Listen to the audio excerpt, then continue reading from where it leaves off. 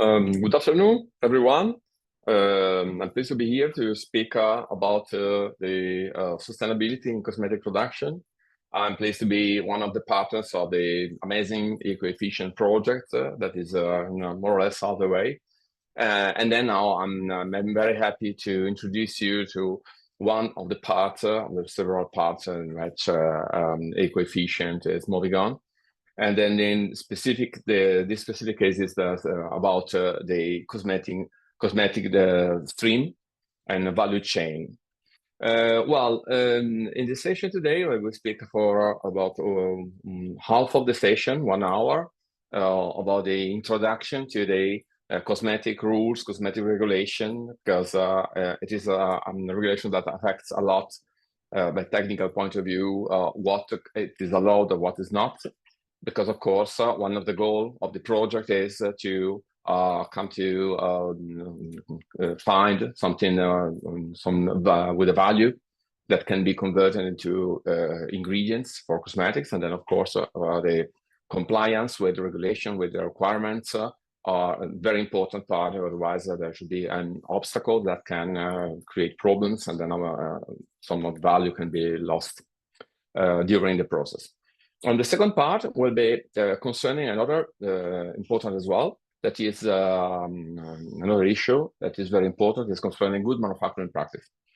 The good manufacturing practice, or that means how all the components that are coming to be part of cosmetics must be manufactured and purified and accepted, so that the ingredients I am able to purify can be in a realistic and reliable way presented to the market. And then this is the goal, or the main goal of the EcoeFISHent.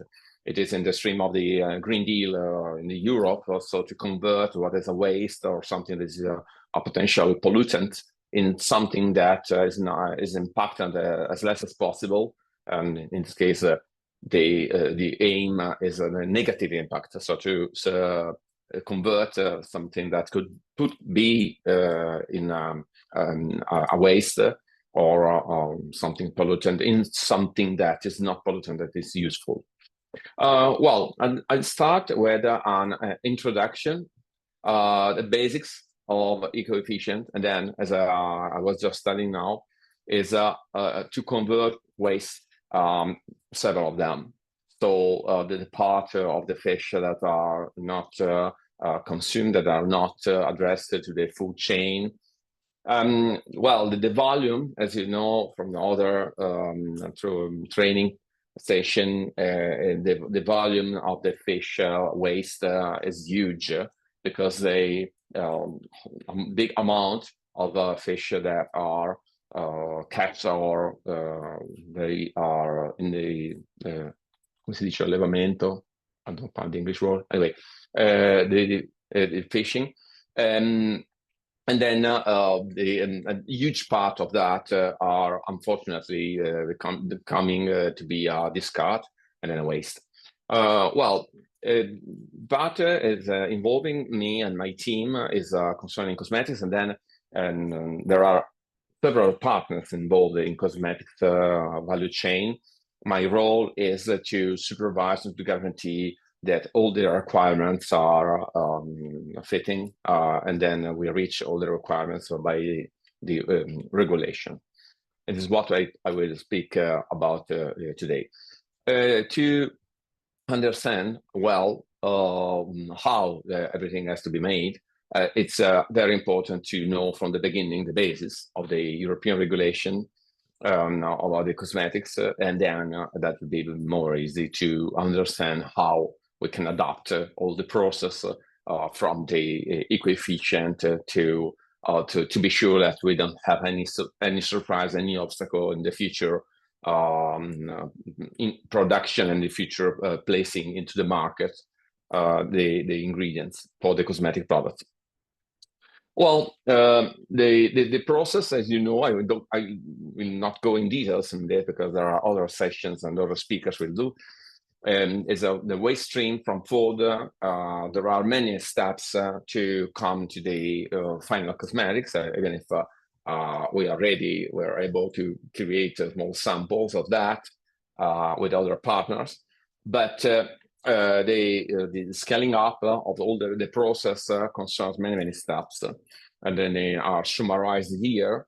And then basically we're starting from waste streams, and then from them, now I jump to the next step is this extraction. While just for you to know, there are many intermediate steps between to waste as is to the extraction, because of course, as you can easily imagine, the waste from fish is easy to have a degradation, bacterial degradation. That means not only bad smell or contaminants, but the bacteria, they basically are getting to eat things, and then to change the molecular structure and the contents of any substrate. So it's very important, and one of the goal of the project is how to stabilize with a proper process, and the challenge is not only to stabilize, to dry, or to get them in powder.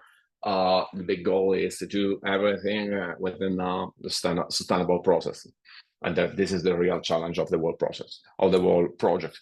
And then coming to the step of extraction, of course, this is just to give you a short overview, just to have an idea of the complete scenario. The extraction is another very important step in which we identified some molecule that has a value in the market of the cosmetics, and there are a couple of molecules we identified, and they are commonly used. And for this reason, that would facilitate a lot the whole process, because we will not get into create unknown molecules, even if the fishes and the biological materials is a starting point, as they're probably rich of many of them. But at this point of the process of the project, it's very important to focus on something that is well known, well accepted from the market, and is facilitating a lot, because as you will see in the next slides and next part of the presentation, the level of novelty of ingredients in cosmetic fields gives a huge impact on all the other steps that have to be done. And later you will see why. And then, well, luckily, the most of the fish discard are rich of a couple of ingredients, couple of molecules, collagen or other kind of correlated protein, collagenic or not collagenic proteins, and the PUFA, so polyunsaturated fatty acids. Of course, both those components may have a use even in food market of dietary supplements, for example. But in this case, we are speaking about the way towards the cosmetics for many reasons. There is a request. Just for you to know, well, EcoeFISHent is moving in the bold direction. So we're getting to select and to purify something that will be in our intention and ingredients in the market for cosmetics. The other part is for dietary supplements and many other. Just for you to know, the difference between cosmetics and food is that the ratio of the volumes is different, because basically the volume of the substances used in cosmetics is 10 times less than food. If you speak roughly just how much you eat every day in terms of just the weight, with pasta, meat, vegetables, while on the other hand, we can just weight the amount of cosmetics that we apply on ourselves in terms of shampoo or toothpaste, and giving a hydrating cream or makeup or anything else. Roughly, if you speak about that, the ratio between what we eat and what we spread on our skin is more or less 1 to 10. And this is the same in the larger scale in the market. But the cosmetic field is very interesting in any case, because even if the volume is 10 times less, because the average cost, average pricing, average budget, individual budget that any person investor in cosmetics versus food or eating is very different. So usually the budget we spent is, we say, just a prudential calculation will be 10 times more, but I believe it's more than 10 times the ratio. We usually spend much more in cosmetics than for food. And this is the reason why both fields and both value chain are very interesting, even if the volume are different. Coming back to these steps, look at the process. Another focus point for the process coming to the ingredients and final cosmetics is individuating the proper parameters, because as you can imagine, any process, even if, well, we established well that the raw material and ingredients we are getting to select and purify and place in the market are well known. Both collagen, collagenic proteins or not collagenic proteins or PUFA are very well known in cosmetics. They are very well adopted since many years. And this facilitates a lot. Then another advantage of this approach is that we know very well what to expect, or what are the requirements or the specifications that the authorities and the companies can expect from those specific raw materials that are well known. We must do select parameters, because even if the collagen is well known, it is broadly used by companies, and the PUFA as well.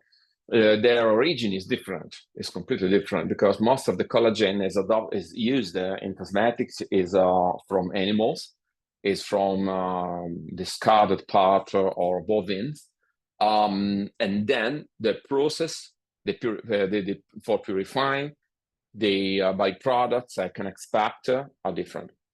Moreover, the process that are currently adopted for purifying the collagen sometimes are from tens years ago, even if they were improved and they are getting to improve year after year, but they are not a new kind of process, and then their impact on the environment, it should be, I expect it should be worse than what we are looking for. Given this, this is just to say that we cannot take the parameters that we find in the collagen we find today in the market, and then as they are to expect and to apply into our collagen or PUFA, because their origin is different, their source is different, the process is different, and then we must to select them, and then to identify them. To one of the steps or one of the roles from my team involved, and my team we are in charge for the regulatory part, is to supervise and to give an indication and to approve in some way which parameters we can have to consider, given not only the molecule itself, but the whole process and all the criticalities, because criticalities that can be reflected in the final products can come from the whole process. So the same ingredients, it is from synthesis from petroleum derivatives, or from purifying vegetal source, or from biotechnology. The same molecule can, it is for sure polluted by completely different potential impurities. And then for this reason, we must work on this. And then the goal is to introduce the collagen and PUFA in the stream of cosmetic manufacturing, as I said, and knowledge of impurities, and then the application of good manufacturing practice, as we see in the second part of my speech. Well, the topics about cosmetic regulation. This is the base for understanding, well, what I will say you later. The main frame of regulation, the post-market survey, roles and functions, requirements, how, first step for the adoption, a key issue, there are key issues, and some of them are concerning the product information file, the cosmetic product safety report, and the importance of toxicological data.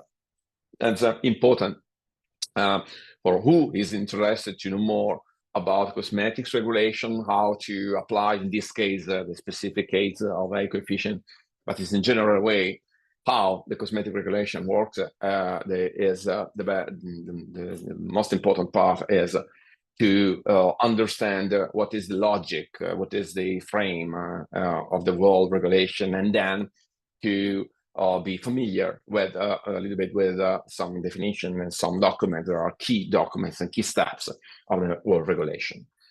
And then we start with, and then of course the manufacturing practice. Well, we start with the main elements because the cosmetic regulation is not hard, it's not complicated. This is in terms of concept. It is required a lot of attention on details by the point of view of experts in charge, because there's plenty of gray areas, there's plenty of tricks or traps in which we can fall in some way. I will give you examples and clarifications. Overview. What to do, how. Then another important part that to consider from the beginning is the export. Export is important, even if we're thinking about sustainability of process and regulation and compliance of cosmetics, because in the global market in which we are, there is no sense to think about ingredients that and the regulation that is adapted for a specific country and not for the international market, because at the international level, we are witnessing a process of harmonization between the different countries for each other. They are getting step by step to be aligned to the same model for regulation. This is good for you to know that what I'm getting to say now and to tell you and to describe, it's something adopted not only in Europe, but in the biggest part of the world. The biggest country that adopted regulation is very deeply inspired by European one, is the United States, with the last year, at the end of December 2023, the new regulation was adopted and was enforced, where a kind of revolution, and they moved in a while with a regulation that is very close to the European one. This is just for you to know. How to assess cosmetics. Let's start from the beginning. The goal is to guarantee that products are safe. The aim of the regulation in cosmetics, as well as for the many other products, is concerning their safety. This is the goal of regulation: safe for the customer. The starting point is, how can I guarantee, how can I create a rule for the safety of the products in case of cosmetics? Well, there are mainly two ways and two styles and two different approaches. One is the pre-market approval, and the second is post-market control. There are two different philosophies. In a few words, pre-market approval, it is a kind of a process like it's today for pharmaceutical products, for drugs or medicines. Pre-market approval means that there is some entity, and usually the Ministry of Health or some similar structure in the country, that takes some standardized kind of information, drug master file, for example, in pharmaceutical. They check deeply. They usually ask somewhere where the individual authority can individuate some weak points, and they can ask for some more information, some more details, some more data, implementing clinical trial and so on. At the end of the process, it is in case of drugs in Europe, as well as in the United States and many other countries, it is a long process, taking a lot of time, different steps. After what, it is given an approval. an official approval from the competent authorities. This kind of approach is probably perfect for pharmaceutical products. It is not what is applied in the cosmetics. Cosmetics, the approach is a post-market control. It means that, as I told you, the pre-market approval concerns a governative lapse or license and authorization, while the post-market control concerns that the criteria are established, obligations are established, responsibility added to the companies, and post-market survey means that, well, the first approach is a little bit scaring to know that cosmetics are placed in the market without any official authorization from the authorities. Then the first sight, this approach seems to be very weak, and then the first impression or first idea after that is then I don't use anymore my shampoo because it's not controlled, it's dangerous. Well, it's true the opposite, because just for you to know, the pre-market approval was the kind of old-fashioned approach. And then year after year, the few countries that they still of that kind of approach. They are moving towards a post-market control. Well, it's important to consider that this is not because the pre-market approval is expensive. It is not a matter of budget, even if, of course, the pre-market approval, as you can easily imagine, has a huge impact in terms of cost, because I had to put in charge experts into the governative offices and ministries of health, and then all them, they have a huge responsibility because I must go in details, deeply in details, of any products, and then if their examination, if their investigations are too rigid, they could create an obstacle and a damage in the market, useless. Or if their control is too weak, they could approve the products in the market that in truth they are dangerous. Well, there's a huge responsibility, a lot of work to do. Yes, it's expensive, but this is not the real problem. And the reason why all the countries are moving towards post-market control. United States, one of the countries, the biggest countries in which the pre-market approval was applied was China, and they are slowly moving towards the post-market control. Why I'm not scared to use the shampoo or my skincare or my toothpaste, even if it is not approved by Ministry of Health. The reason is that consider that the cosmetics, the difference between cosmetics and pharmaceutical products is that there are many differences, of course. One is the aim. The pharmaceutical products, they are intended to heal or to therapeutic or any other similar function. And they have to interact strongly with my body, with the physiology, with side effects, and they are unavoidable. And then the pharmaceutical products have just to balance the advantages versus the side effect, what I don't have in cosmetics. The nature of cosmetics is completely different because the composition, the substance they are into the composition, they are not intended to interact so strongly with my body because their function is different. But this is not the only reason. The main difference is that consider that in Europe every day, an average of 800 new products are registered in the cosmetic database. 800 new products every day. The number of items in the market is unbelievable. While for new pharmaceutical products, the timing from the idea to get in the market is kind of about no less than 6 or 7 to 8 to 10 years.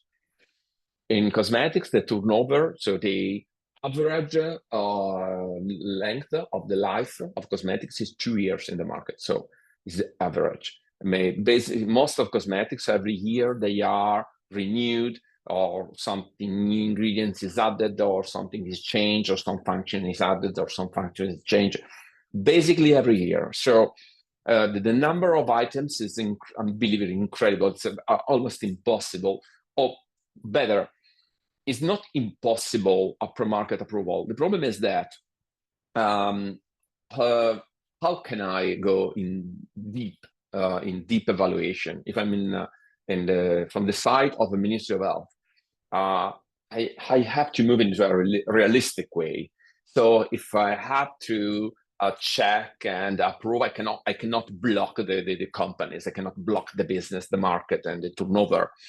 Then in some way I have to check and to approve, and that sounds not reasonable. But there is another, still more important issue that is concerning the responsibility versus the knowledge about the product.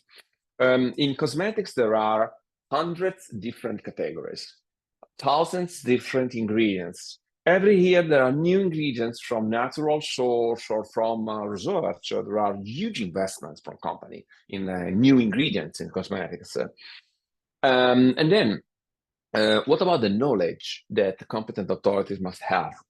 Because their role should be to check and approve or to reject. At the end of the day, the best skillness, the best knowledge on the specific products, even in terms of criticality, is on the shoulder of the company. So the company with their R&D lab, with their regulatory and safety assessor, they know all the details much more than the safety assessor from Ministry of Health can imagine. So for all those reasons, the best way is to give clear criteria, to give very, very rigid criteria by scientific point of view, and then to is joking. It's an obligation. The secret for well-working regulation, even if the authority they don't control before to place in the market, is the penalty. So the companies are strongly encouraged to be compliant with the rule, because if they don't, because of post-market control, the consequences and then trouble and penalties are very, very bad. The risks are very high for the company. Consider that most of irregularities can be found, even if they are not properly dangerous, but just a slight potential danger or missing information, they are giving the company a trial into the criminal court. So, this is the good balance. If I'm the competent authority, I'm the Minister of Health, instead of being in charge to check what is wrong, and this is up to me, in pre-market approval, it's up to the competent authorities to find the problem. The goal of the company is not to clarify and to go deeper and to share the details about the potential problem. Their goal is to have the permission.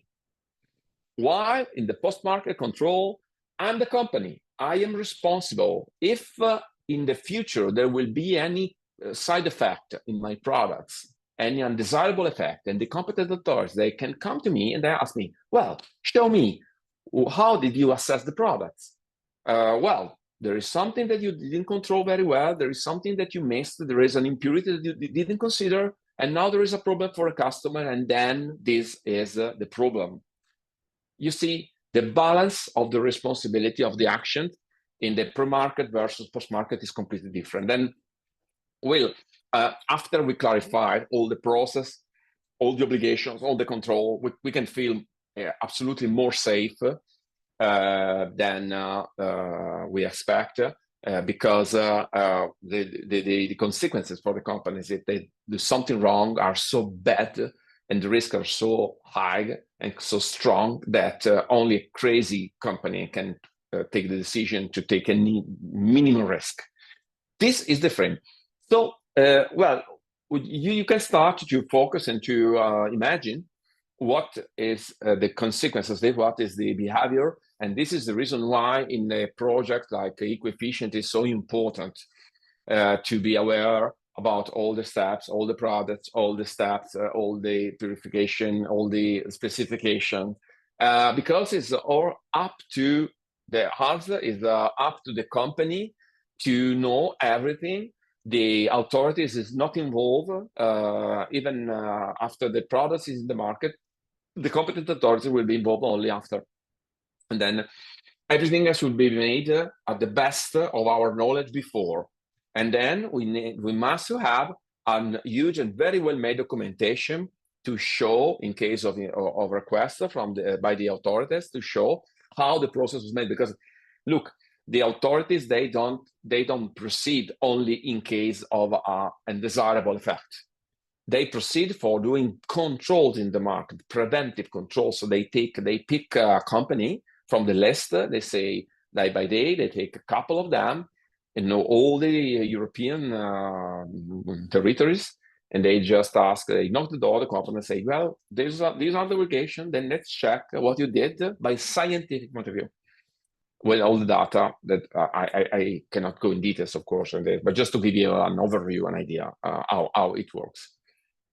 Well, why? This is I know quite well the topic, so I speak in advance. It's inspiring most of the world in the United States just a few months ago. It's a very efficient model, and then we can feel safe using the cosmetics in Europe. Criteria, obligations, laws and guidelines, documentation.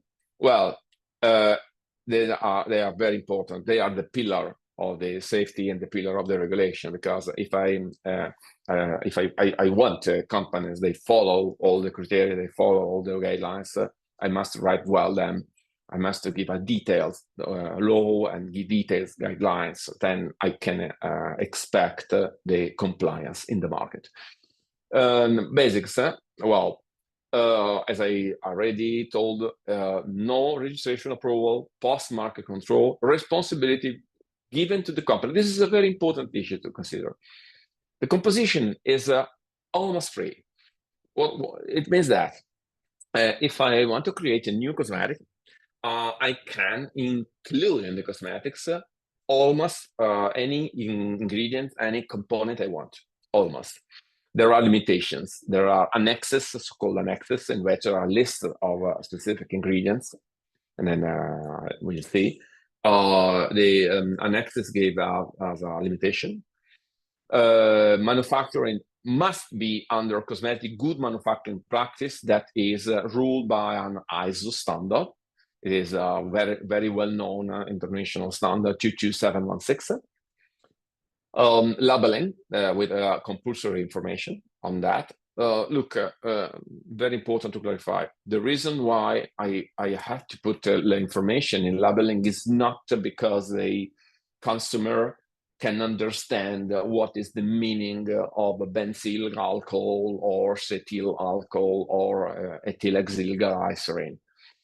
The reason why, or if you want to know more about ingredients, look at just all the bullshits that are in the web. It's 99% of the news on the web about a hypothetic dangerous ingredients in cosmetics are fake, 100% fake. But if you want to know more, you must be able to just select the scientific literature, peer-reviewed scientific literature, and then understand that.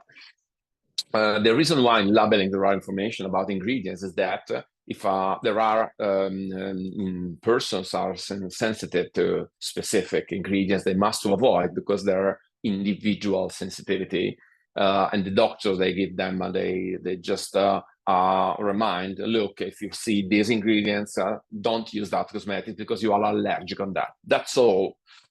But there are obligations.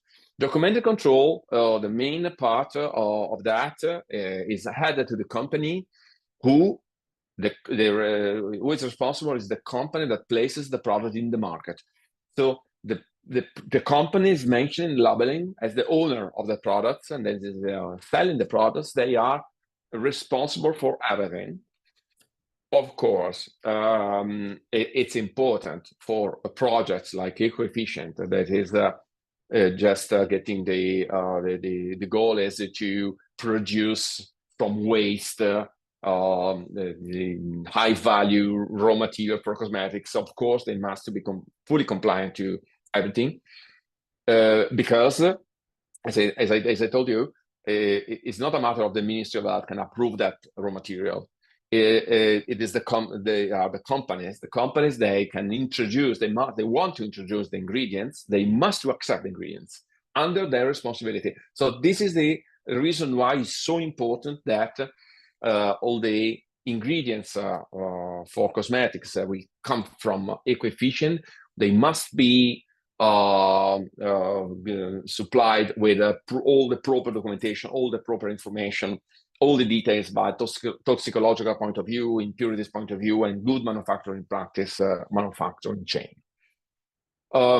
The company is headed to do a very, very articulated scientific act. It's called safety assessment. And all that has to be documented in details with the very, very well-known product information file. And then you can easily find, and then at the end of the presentation, I give you the slides. You can, but even you don't need that link. You just it's enough to go into Google or any other search engine and then look for the European regulation. This is the front page of the regulation. Well, the definition of cosmetics, and is clarified, of course, or how to identify a cosmetic. For the area of application is the external part of the body. The only inner part of the body that is allowed for cosmetics is the oral cavity. Of course, toothpaste and any other products I can use for hygiene of oral cavity are allowed only. Any other cavity in inner part of nose or ears or the internal genital are not cosmetics. The other requirement, the one is the area of application. The other requirement is the function. Well, exclusively or mainly to clean, perfume, changing appearance, correcting body odor, protecting them, or keeping in good condition. And those are cosmetics. Safety is a key issue. Cosmetics, and this is the focus of the regulation, must be safe for as used under normal or reasonably foreseeable condition of use, taking in account the presentation, the labeling, the instruction, and any other indication. What is the meaning of reasonable foreseeable? If I put in the market a shampoo that can be extremely harmful if it gets in touch with ice, it's not safe, because it's reasonably foreseeable that a shampoo, when I clean my hair, when I'm doing the shower, it's dropping to my eyes. And then it's acceptable if there is uncomfortable, if it just give him just some bad feeling, just a slight redness that has to be solved alone in a few minutes, that's acceptable, nothing more than that. And then when I check, I assess the safety of cosmetics, I have to think about all the foreseeable use, given all the issues listed here. Responsible person, as I told, is the main actor of the regulation. This is interesting to know, because this is a significant difference between cosmetics and the food, for example, or many other categories of products. In cosmetics, the company that appears on the labeling, on the packaging, so the owner of the products, is the responsible for everything. So If the product is manufactured by a third party, by a contract manufacturer, it doesn't matter. It is the responsible person, is a legal person, so a company. The company that places the product in the market has to check if the manufacturer is working well, is safe or not, and as well if the ingredients are compliant, are safe or not. And I repeat why this is the reason why it's so important for EcoeFISHent to provide a deep and wide and well-structured set of documents, set of data, because otherwise, if there is any doubt about a potential impurity or something is not clear, that will basically be a huge problem, and then will, in many cases, give an obstacle for placing my ingredients in the market. And of course, the responsible person should ensure compliance with the relevant obligation. This approach, in my opinion, is one of the reasons why the regulation in cosmetics is so efficient, is so well working, and then every year there are new countries that are getting to adopt officially the European regulation or copy and paste. In Switzerland, is a regulation is copy and paste, and then almost copy and paste in Turkey, in Israel, in the Middle East, in South Asia, Southeast, many countries. It works well because if there is an impurity in my packaging, for example, if there is any byproducts can permeate, can migrate from the plastic container into the inner cosmetics, and they can say to the competent authorities, I'm sorry, but it was the packaging manufacturer fault. And they, what I can say is that the packaging manufacturer can say, well, so I have no idea that you bought my bottle. I have no idea it was for cosmetics. In this case, there is a possibility just to try to give the responsibility each other, and this is getting confusion. Cosmetics is clear. There is one company on the label. This is responsible. If there is any doubt, the responsible person must stop everything and say, no, I'm not sure. I'm not sure about your packaging. I'm not sure about impurity, because I will be responsible for that. I will be very rigid on this, because in the future, I will have to give the proof of the safety to the competent authorities, and as well as ingredients. So what about your collagen? Oh, this is good. This is very nice. It's from converting waste for the environment. Whoa, good. What about impurities? We have to give full data, and then we must reassure the companies that they cannot use the ingredients, because it's absolutely nice that they are from waste, converting waste into the high-value ingredient. But if the companies will not show 100% about purity, about good manufacturing practice, they will never adopt it for the responsibility. And then imported products, the same. So, of course, because even in case of imported products, there should be a responsible person that it is clearly written in the regulation. Every single chapter, Article 3, safety, had to responsible person. Had Article 8, good manufacturing practice, responsibility of the responsible person. Documentation, safety, labeling, cosmetic survey, control and management of the undesirable effect. Everything is added to the responsible person. And then the good manufacturing practice is an article of the law, and then the products must be produced under good manufacturing practice, and of course, again, the raw materials as well.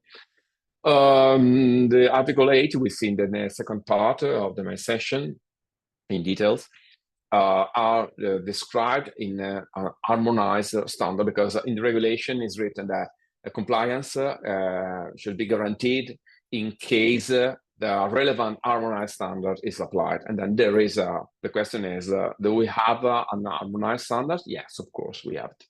It's the ISO 22796.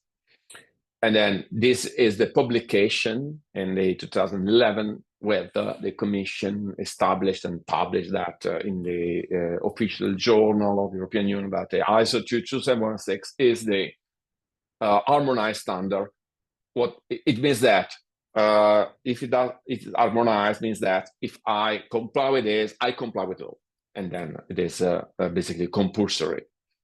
Another very important part is the safety assessment and product information file that I already mentioned. Then Article 10, the company, so the responsible person must guarantee that a safety assessment is made based on a cosmetic product safety report. That is the big, and this is described in the Annex 1.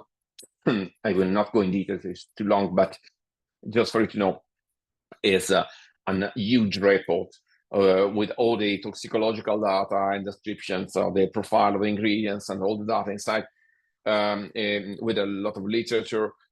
Consider that usually a cosmetic product safety report is a matter of 100 pages, several hundred pages. We have to consider all the literature for all the ingredients, all the impurity I can expect.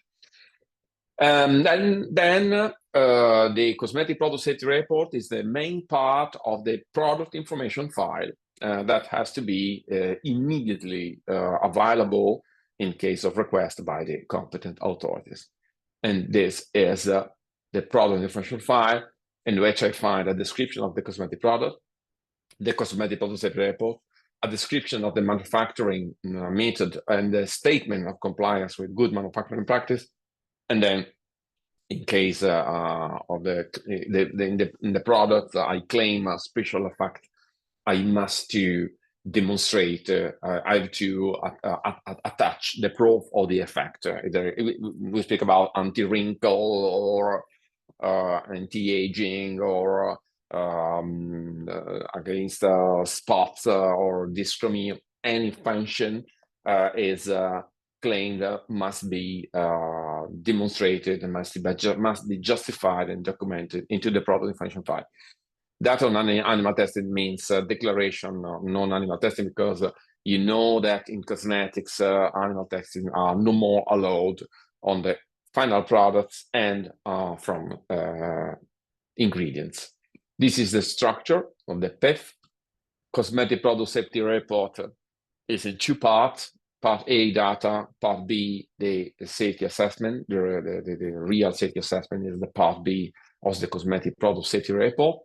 And then other significant article is notification. So as I just quickly mentioned, there is a portal, so-called CPNP, Cosmetic Product Notification Portal, in which every responsible person must to register the products with all details about them, composition, the picture of the products with the labeling, and the competent authorities, they have the full access to that. So for the survey on the market, so they can check every day which new products are registered, who registered the products, where is country of origin, in which member state it is registered, and then what they can choose to check if they see anything they don't like, they can proceed, because they have a tool for just a supervision what is has been placed in the market. And then prescriptions for substances listed in the annexes. Well, it's almost 2:30.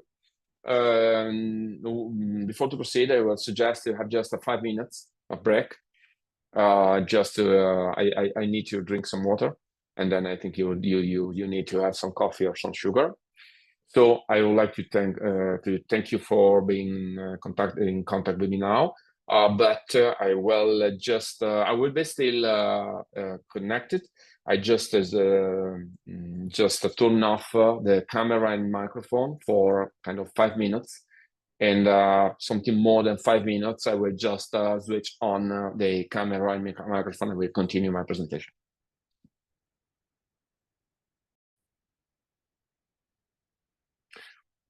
Welcome back after the break. Now we continue our trip in the world of the cosmetic regulation and requirements. And then when we are just coming to a very, very interesting part about the restriction of substances.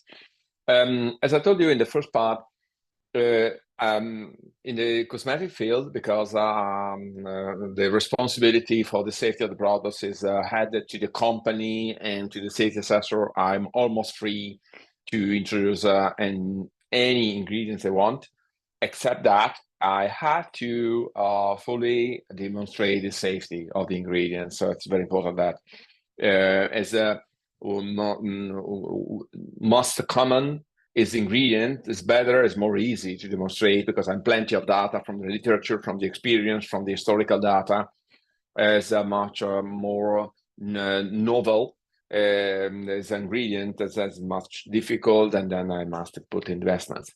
That there are restrictions. So I told you that I'm almost free to put anything, almost, because there are restrictions. Cosmetic products shall not contain any of the substances listed in Annex 2. Substances listed in Annex 3 beyond the limits and the conditions. So the Annex 2 is the list of forbidden substances. The Annex 3 is called the list of regulated, so limited substances. So there are a long list of the ingredients that are allowed up to 1%, 0.1%, or only for specific category. There are ingredients are allowed for skincare, but not for oral care or area around eyes or for children and so on. And then Annex 4, 5, and 6, color agent, preservatives, and UV filters. I'm not free to choose the color I want. I'm not free to select preservative or UV filters. If I do any of this, I will be invited to the clinical court, as well as for Annex 2, forbidden substances, or Annex 3 outside the limits. The presence of traces, of course, well, Annex 2 means the substance, forbidden substances cannot be intentionally added. They are accepted in case of they are impurities, or the conditions that they must be safe and unavoidable. If there is any impurity I can avoid, I must avoid. If I find it, it is not allowed. Labeling. As I told you in advance, there is the list of information I must have and must show in my products. So the name and address of responsible person, the contact, the durability, the warnings, the batch number, the function of the products, unless it's clear from the presentation what it means. A lipstick. You never see a lipstick with written, "This is a lipstick." Because it's clear from the shape, as well as the perfume, eau de toilette. It's written on, but it's just to identify eau de toilette to eau de parfum to other category, because the different quality, the different of content of the perfuming agent, but it's not for their use, because it's clear from the shape, from the bottle, from the box that is something that is for perfume. If it's not clear, like a plastic tube with a creamy substance inside as well, it can be anything. It can be a bath foam, maybe a toothpaste, maybe a shampoo. In this case, must be written.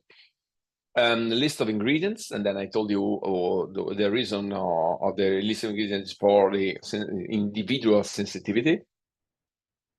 And then this is a picture that describes the EU frame, because the Cosmetic Product Safety Report is linked to the activity of the responsible person that plays a central role, then guarantees that the products are produced under good manufacturing practice and placed in the market on which the products are controlled, because there is a Cosmetic Surveying Act that is supervised by the EU, that means European Commission, and the competent authority. So this is the right way to imagine the regulation in cosmetics. So there are many parts interconnected each other. And then the regulation, and then as this is just a slide, just framing what I already said about the diffusion. And now we are getting to proceed into the good manufacturing practice. This is the second part. It's very important and has a huge impact on the whole EcoeFISHent project. Well, first of all, ISO 22716. To understand well the meaning, how to put in place, it's important to know ISO family. If you are familiar with ISO 9000, is the most well-known, or ISO-like, you know what I mean, so standardized kind of documentation describing requirements. What's important to know is that the ISO 22716 is giving me requirements.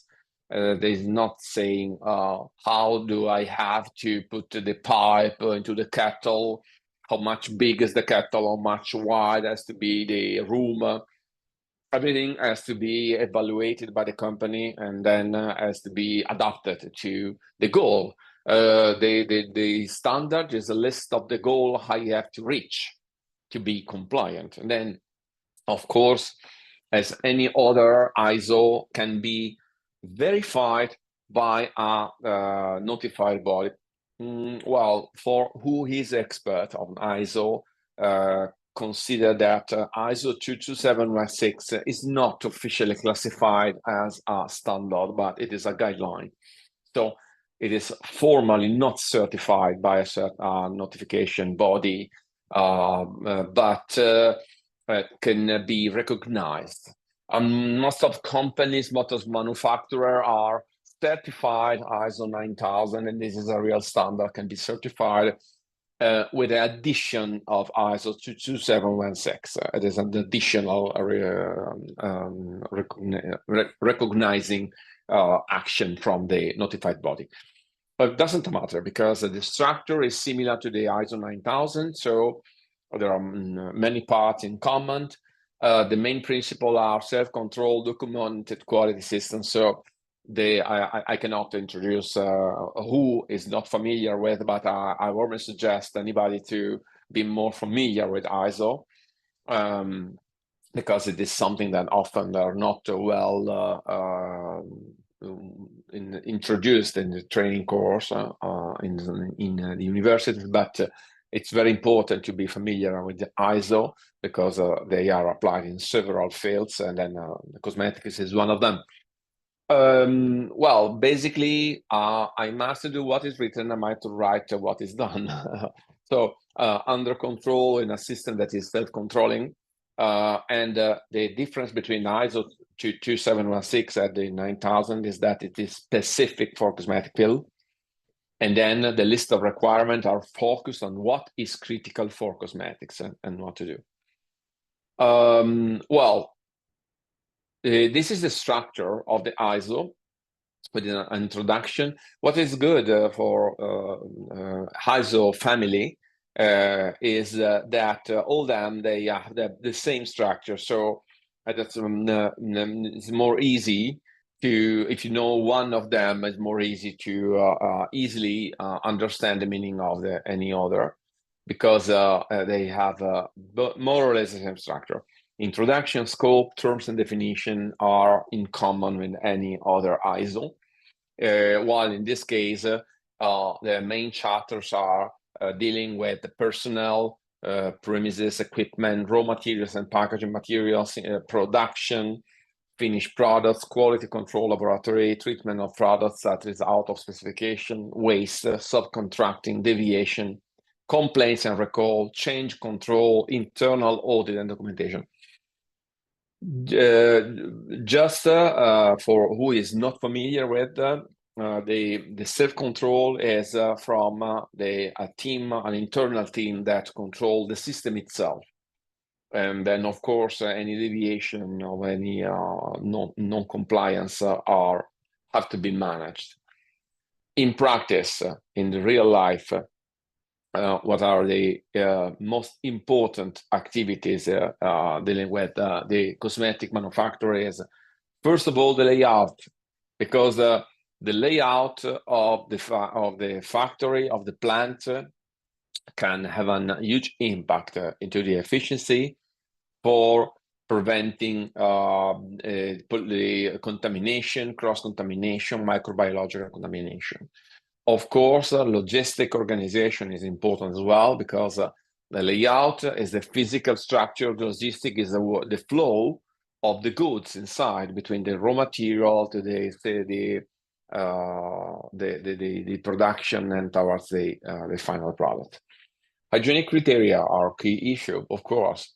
They are not so detailed in the ISO, because their importance and how they have managed, they depend by the profile of the cosmetics. There are cosmetics for their nature, for the high amount of water, the composition, they are prone to be easily contaminated, while there are cosmetics that are very hard to contaminate. In any case, I have to be to work in a clean area. I have to clean all the part of the plant, but the attention, the control, and the hygienic level has to be well set up on the real need. It depends by the criticality of the microbiological issue.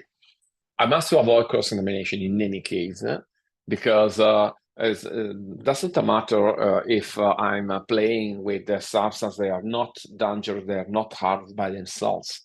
Cross-contamination can change the composition, can bring the small amount of substances is not predicted, and then the effect can have, it is unpredictable. And then I cannot lose the control on the process, even about the cross-contamination. And then everything has to be well documented, of course. Certification is not compulsory. So, of course, it's very good if I manage a manufacturing plant, as I have to apply the ISO 22716 by law. It's smart, it's good to have a notified body can come and to give us a kind of certification that demonstrates that the ISO is applied. And then,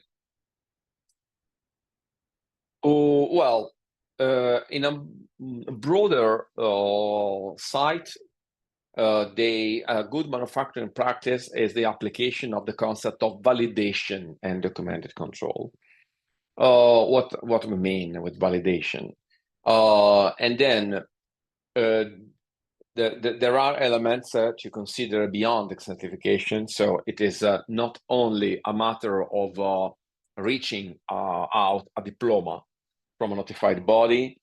The good manufacturing practice concerned to have a structure, to have a training, and to apply some logic and some special way to organize the workflow.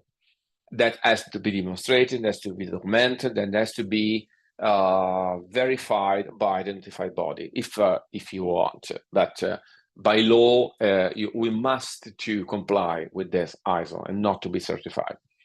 There is a hidden link between good manufacturing practice and the cosmetic product safety report, because, well, we can easily imagine that in the cosmetic product safety report, I identify certain parameters are critical. The safety assessor, as I told you in the first session, has to identify any critical or potentially critical presence of impurity or parameter.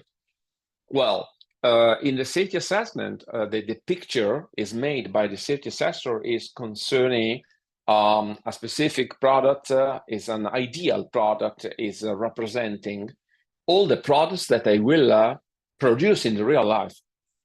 Well, the good manufacturing practice is the link between the theory of the theoretical products I assess and the real life in which real products are produced, and then we see how.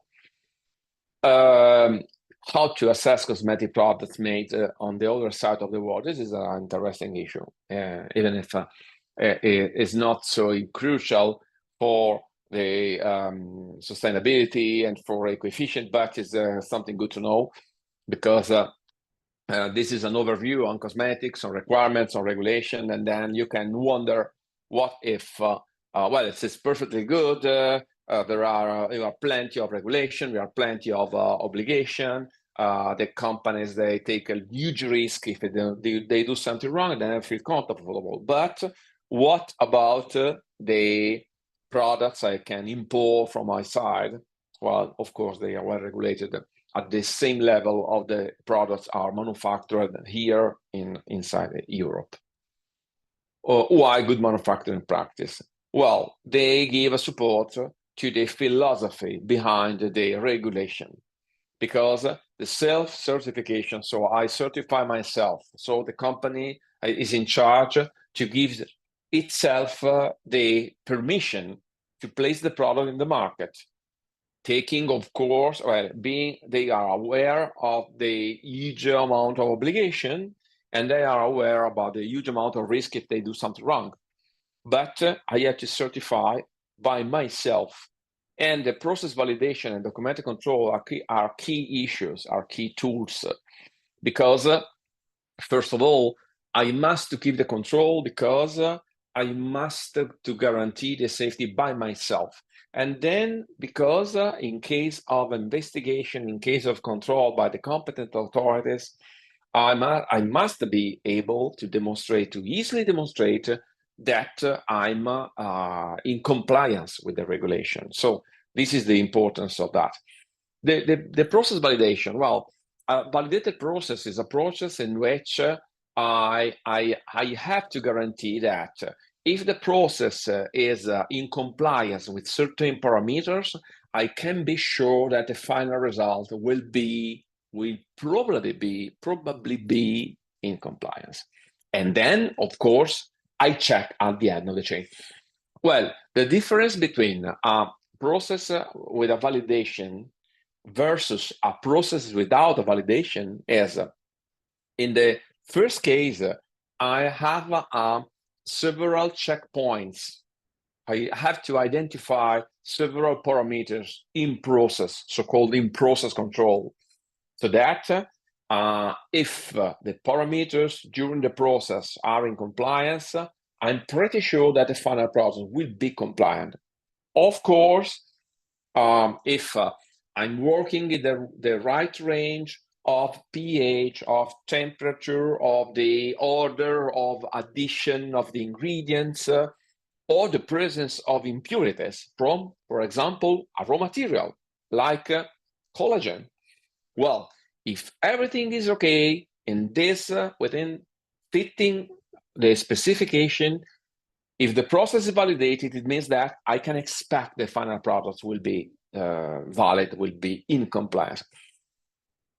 This doesn't mean that I can skip the final control. Well, the reason why I do the control is to increase the safety, to prevent mistakes, because I can do mistakes in every step. So if I do a mistake in a control during the process, maybe there is something wrong, it seems it's okay, and then I give the approval to proceed.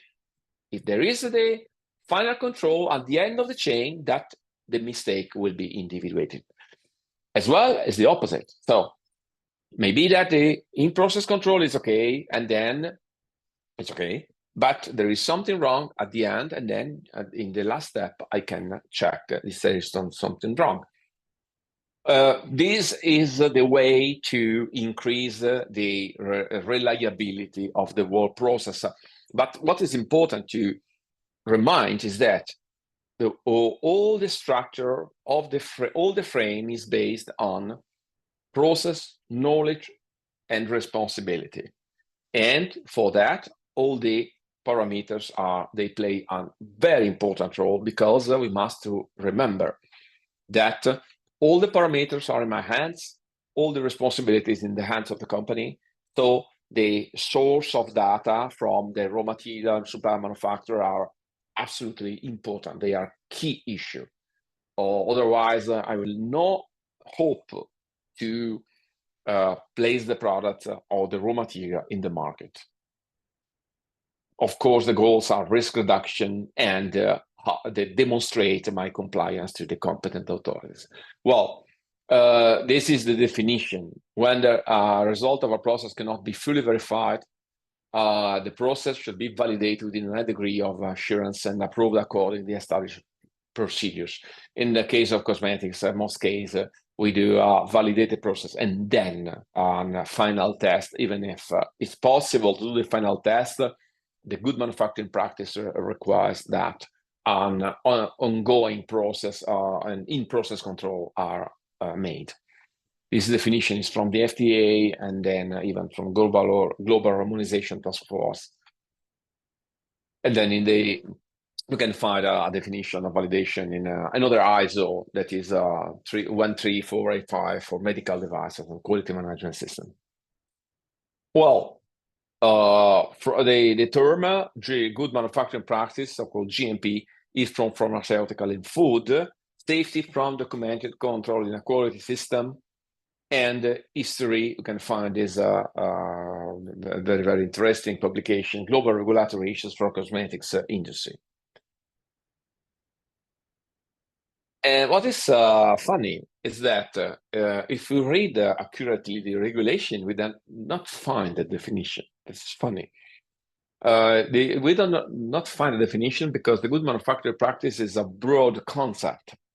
So instead of the definition in the regulation is written, Article 8, the products must be manufactured under good manufacturing practice if you comply harmonized regulation, you are in compliance. And then it's a shortcut instead of just trying to create a definition. Or probably there was some problem at political level, but it doesn't matter. The result is pretty good. We can just follow the ISO 22716 and feel safe, because if you are in compliance with that, you are in compliance with the regulation.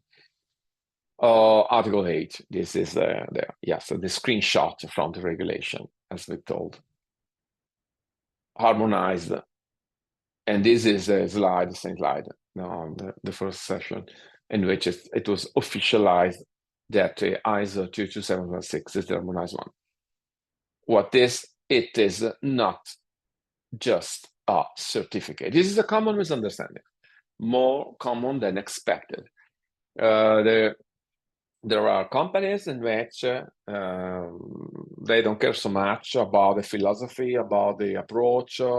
They just set up a quality system. They call a notified body. They ask them to give a certification, and then it seems that's all.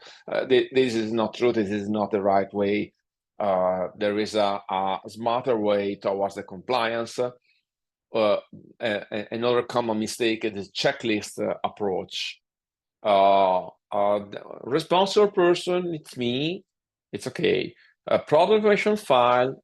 There's I involved someone like a consultant that I paid for that. I did it. They gave me, and I put in I dropped my product information file in my desk, and then it's done. Well, what about GMP? Oh, yes, it's a compulsory. Then I set up a system, and then I involve a notified body, I pay them, they come here, they give me the diploma, and it's done. Well, this is not the compliance. This is the truth. What is the expectation from the authority, from the competent authority, from the European Commission, is that the product information file, the state assessment, is a picture. And the picture is for the safety assessment, so the safety assessor being able to say yes. Because remember that there is no pre-market approval. The approval is from the safety assessor in the company. So the safety assessor is in charge for playing the role of green light or red light. Then their green light or red light is based on a picture of a product. And the picture is based on several elements, among them the specifications. And this is just to describe, in my lab, I identify the product, I identify the specification. In lab scale, I say that it's okay as safety assessor. The good manufacturing practice are the tool that guarantees that each batch is represented by the picture. Because if there is something different, if there is something is not under control, if in lab scale I can control very well the impurity, I can control very well the degradation, the temperature, the pH, I must do the same in good manufacturing practice in the plant, in the bigger scale.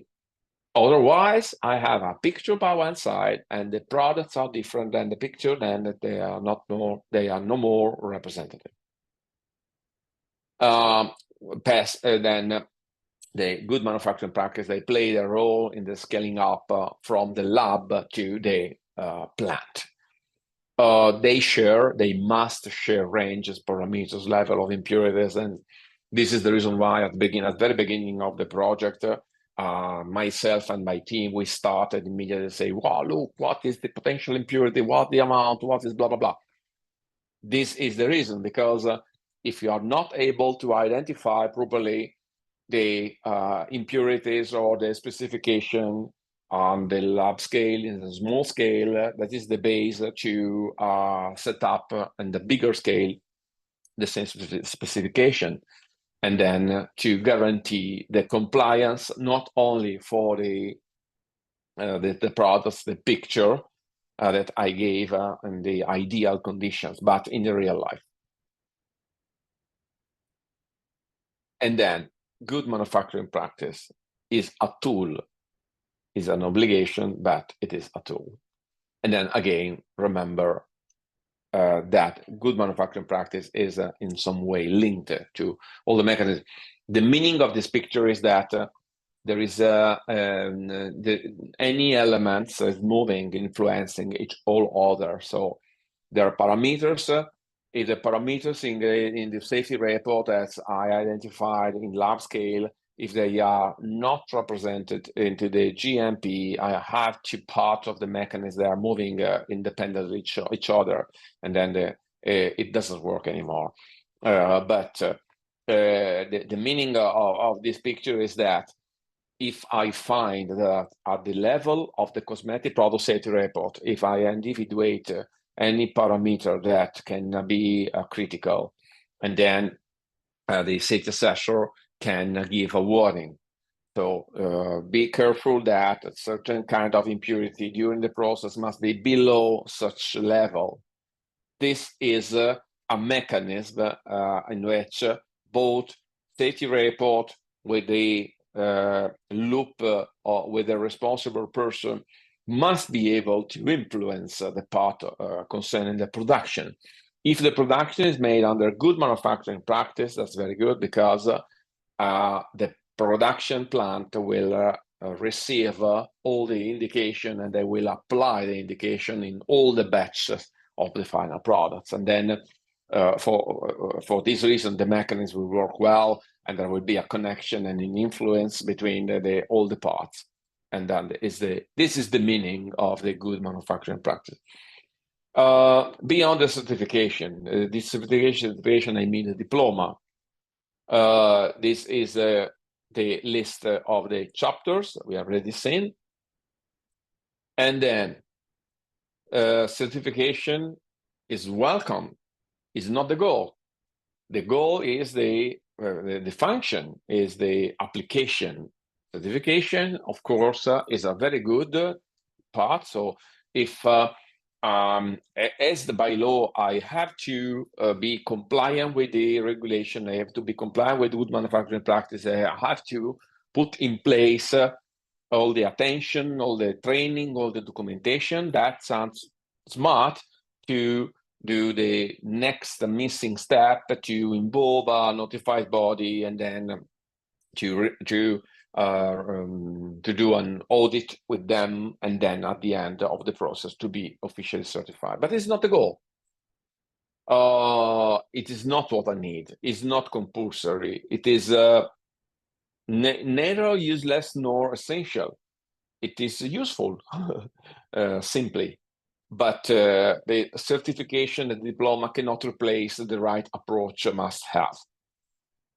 Limitations, there are limitations I must be careful about, because to comply the ISO 22716 only, and then the checklist wise approach I mentioned before is far from being the best, because first of all, the ISO 22716 was written in 2007, many years ago, and 2 years before the regulation as it is in force today was published.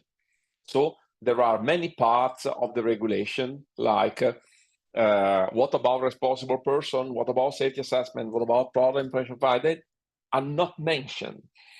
So in the application of the good manufacturing practice, we must be extremely careful, because this is the reason why I told you, don't think the right approach is the checklist, because if I ask a notified body to come in my plant and to certify ISO 22716, remember that they will not care if I have the safety assessment or not, the product information file or not, if there is an interaction or not. What is funny is that, I try to come back here.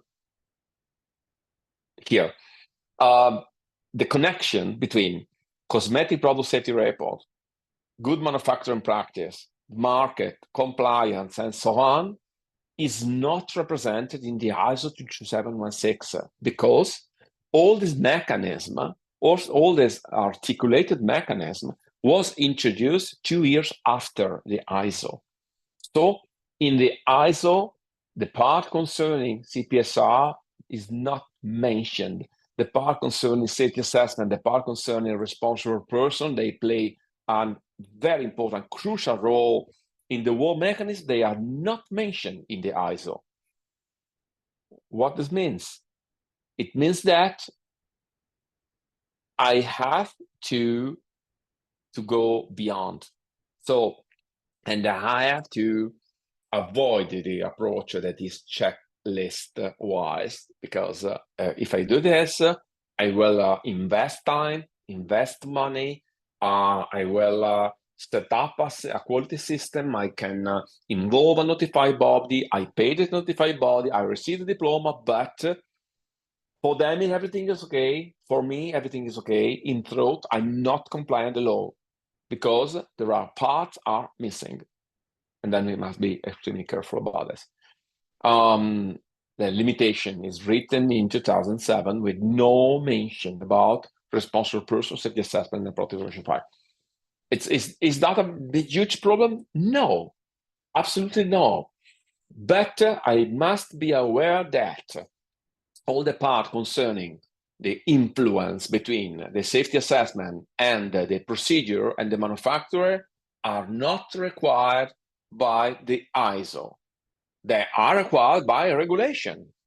So I must take the frame from ISO 22716 and work on it and add elements that are missing, because the ISO and the regulation, they were not written in the same time.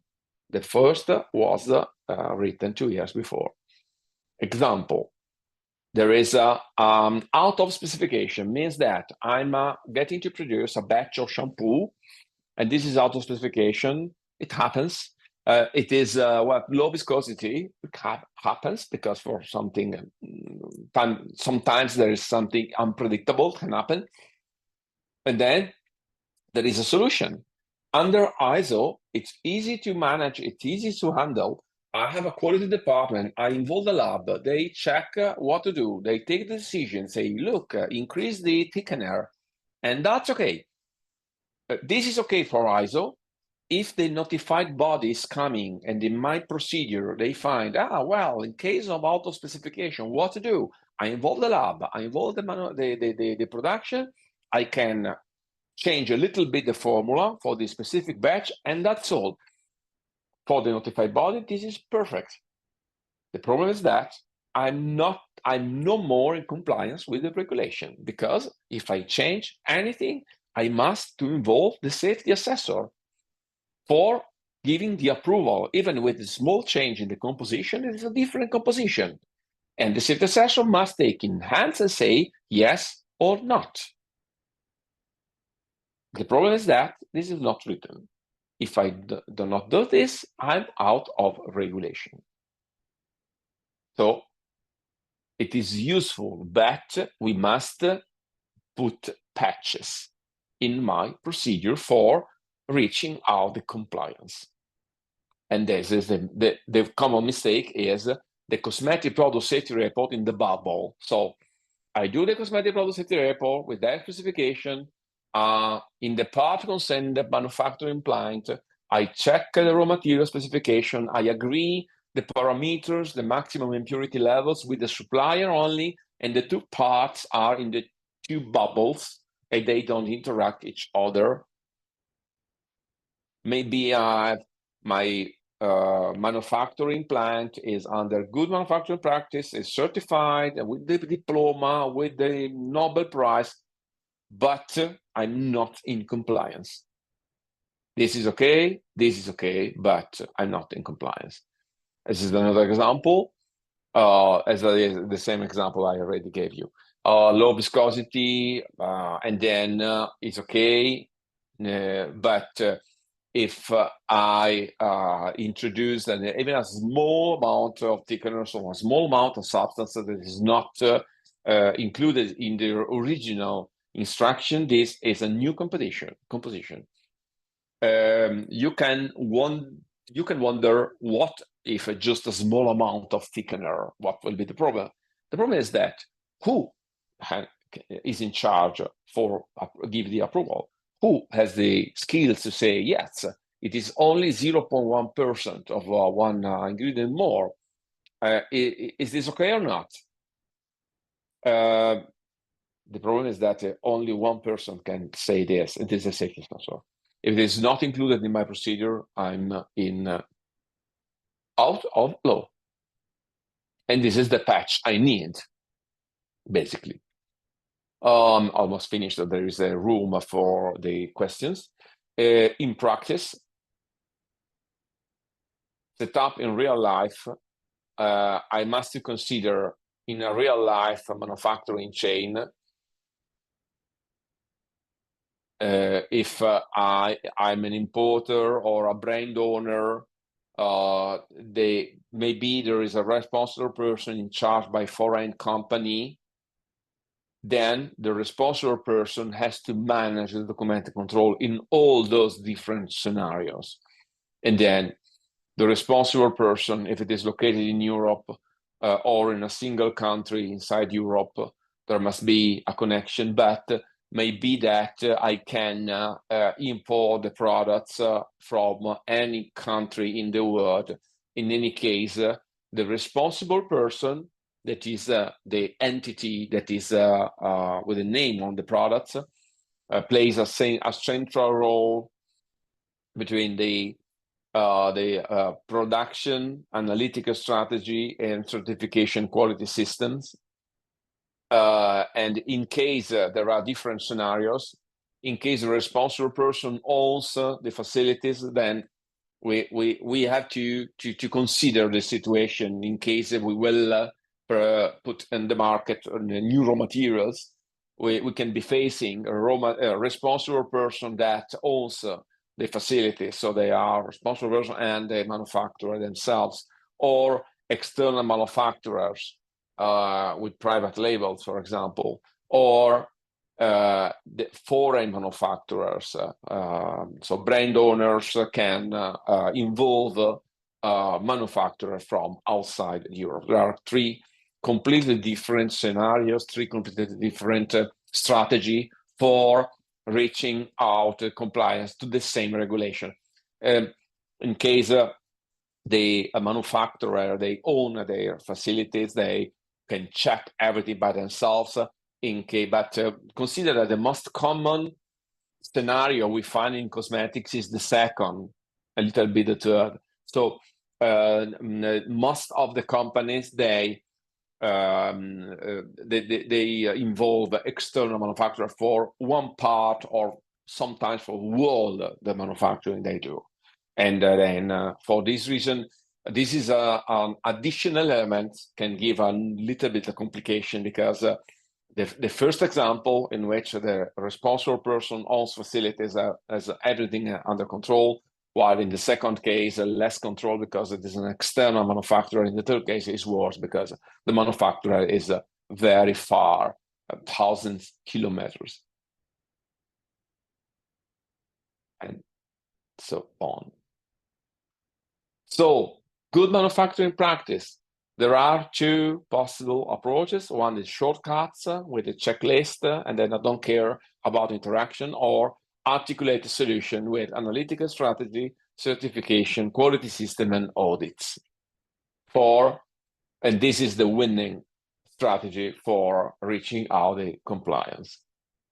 New perspectives, just a few minutes to be on, because there is an evolution of the concept. Consider that the last wave is the standard IFS HPC. It's not by law, but it is more and more requested by big manufacturing chain, supply chain for the big distributions.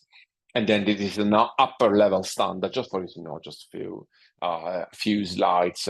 So it is a kind of a most powerful ISO in which it has been introduced, the risk analysis as a part of quality management system, that it is included in medical device, but it is not included in the cosmetics, not yet, and being in the future. But the IFS HPC is already requiring this issue, and then this is the upper standard. Maybe that if you will be working in the field of cosmetics in the future, will be heard about this upper level standard. And then this is the risk analysis that I hope will be introduced.